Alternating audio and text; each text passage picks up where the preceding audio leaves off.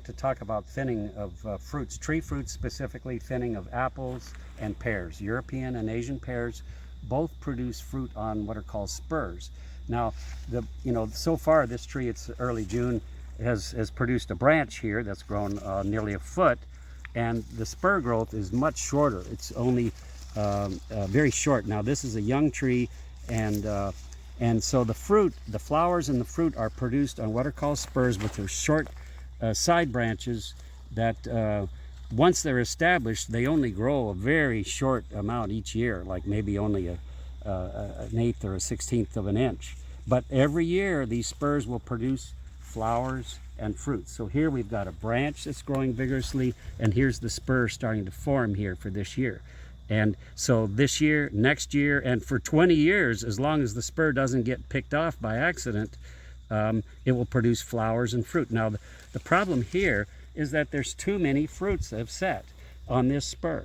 And so what we want to do is we want to reduce the fruit load from 4 in this case to 1. So we're going to pick the one nicest, biggest one, and we're going to take our clippers and just clip off all the others. Just clip them off or pinch them off, so that and you want to make sure that you're picking the nicest one, the biggest one, or the one that's the most blemish free, and remove all the others. That way the branch isn't so loaded down that it's going to potentially break the branch from the weight of all the fruit.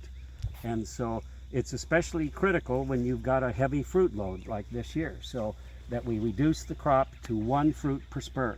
And that applies to apples and Asian pears, and you want to do it while the fruit is still pretty small like this.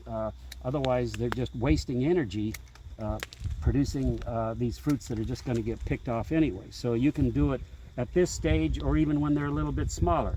As soon as they've clearly developed into a fruit, you can start thinning that fruit, and that way you're reducing the risk of branch breakage, but also the remaining fruits are going to be much larger.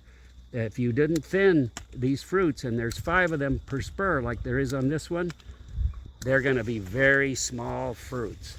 So it's critical to thin when you've got a heavy crop load like this. Here's 6 fruits in this cluster. And if the clusters are super close together, sometimes we'll even remove one of the spurs so that they just don't produce so many fruits.